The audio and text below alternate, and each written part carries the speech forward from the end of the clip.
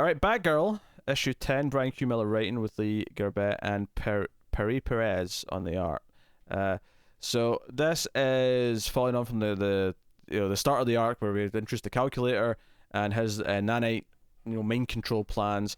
This issue actually made me think of Deceased a little bit with one big plot beat that he has later on.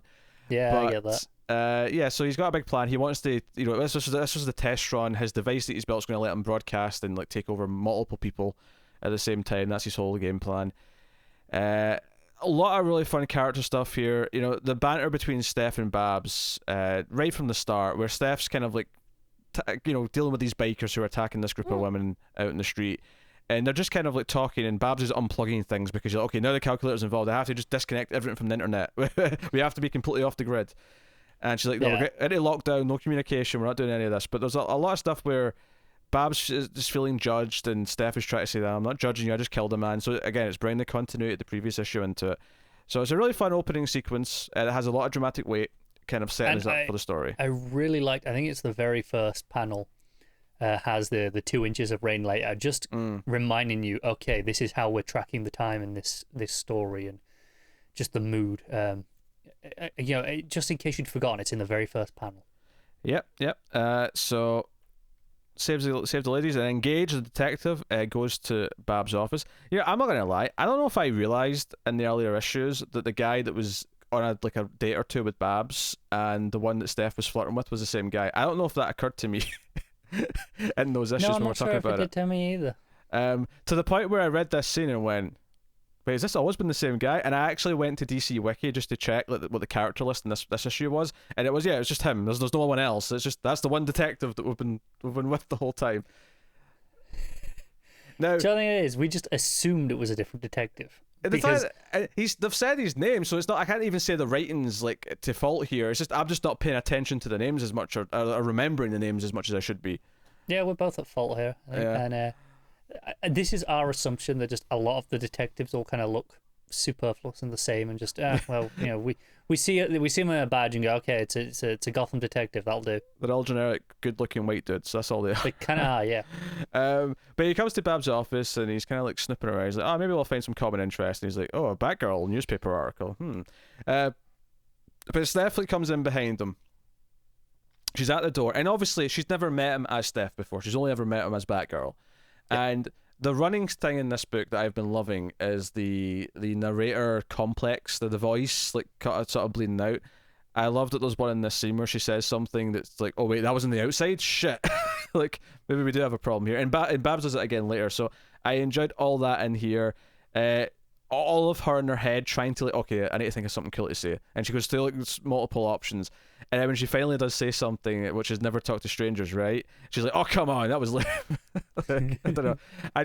Everything about it was cracking me up. Honestly, one of my favorite art moments of the whole book is in this page, the first page where Steph appears. Mm-hmm. And it's a really simple moment. It's just, it's after the handshake, she sits down on the sofa. But I think it has the sound effect of the flop there. Mm-hmm. And I really felt her just kind of fall back into the chair. She's really relaxed, arms out, and just that moment, like I thought it was just fantastic. It's such a small little thing, but I felt the movement. Yeah, because obviously he's like, hey, that was an oddly personal thing to say to someone that you don't know at all, that we've never met before. It's like, that's just me, I guess. Like, just kind of try to cover for herself. He mentions that he knows Babs socially, and she's like, oh, this is kind of awkward. And that's the line where he's like, excuse me? She's like, oh, God, that was out loud. Yeah. Course correct. But, and they kind of bond bizarrely over, the person who died, where she feels guilty, he feels guilty, because they were both there, they couldn't save him. And, it's kind of a, sweet moment where they kind of like, it's like, hey, maybe someone's out there looking out for you. You're not as alone as you think. Which, again, it's this kind of like secret identity stuff where she knows she's Batgirl and she knows she's out there like helping him solve things. But they both say "K bye," and like it almost feels like the opposite end of the "Hey you," joke it does, from like the two issues that they've brought that up, where the "K bye" just sounds like the closing version of that. And again, it does, yeah. Now, I would say she says it first here, and then he copies, which matches the hellos as well. I don't think so. His is top, so he says it first. Hers is more left though. I don't know. I think this is debatable depending on how you read a comic book. No, I get it's left to right, but it's also top to bottom, and it's not far enough left where I would say, oh, that's definitively first. I mean, you could make the argument that the intention here is that they're saying it at the same time, but they didn't want to do the shared bubble thing, but just they kind of both say it. Yeah, I love her calling herself the Dark Knight in her narration. Yeah, I do enjoy that. So Wendy actually follows the trail from like something on her computer when she was looking into the stuff at the ball that Tim was at and all the fighting was going on, and she actually stumbles into one of Babsy's secret lairs, the one below either the university or apartment, and Babs has left an oracle message saying, hey, you found this here, I've left this trail of breadcrumbs so you can be safe here. Feels like bad timing to do all this with the calculator on the move. Yeah. And Wendy, there's not much more of it for the rest of the issue, but Wendy's like, well, I'm not just going to sit around and eat stuff from the kitchen. I'm going to like get out some tools and look into this computer and see what I can figure out. So that's setting up some more stuff with her, which is kind of interesting. More calculator stuff with him initiating his plan. And Babs is like teaching a class, and we see everyone with a laptop or a phone, their eyes go red. Very deceased, as I was saying. He's spreading it. But they're all more mind controlled, and they're coming after Babs. And again, some of the stuff here is pretty funny. Like when she's up on the just like drawing stuff on the board or writing stuff on the board, her narration says Batcave's offline, Wendy's in lockdown, and then she says out loud, "I hate waiting," and someone says, "What's that, Miss Gordon?" It's like, oh, never mind.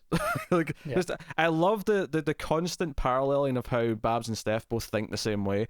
It happens later as well with the double crap as well, when they both think that at the same time. But I love that running gag so much. But Steph shows up to save the day, despite the fact she was told to keep a low profile, and it's like, hey, maybe you're the target this thing. Maybe I should. To be fair, Babs is handling herself fine first. She's taken out at least one of them. Yeah, but there's a lot more to come, because there's like, hey, you need help getting to your car. So they try to get outside, and there's just an angry mob. There's just like dozens and dozens of people. If not maybe hundreds, depending. So they're fighting back, and unfortunately they just can't do it. Including Bab's dad, Jim Gordon's there, and they all basically vomit like nanites on her, and it kind of encases her. Yeah, it makes it look like Han Solo, basically. I knew you were going to do that reference. Oh, come on. I think it's a very intentional reference. Okay, fine. In that case, when they all get out and there's a crowd there, it reminded me of Bewitched, Boiled and Bewildered, an episode of the hit television show Buffy the Vampire Slayer. Wait, what? No. No. Yes. Her being covered and frozen in this silvery, granite-y looking material is clearly an intentional reference. There's even the board behind her that they're carrying her on that gives it the shape. Whereas yours is just, there's a crowd. there's a mob. I will not stand for this.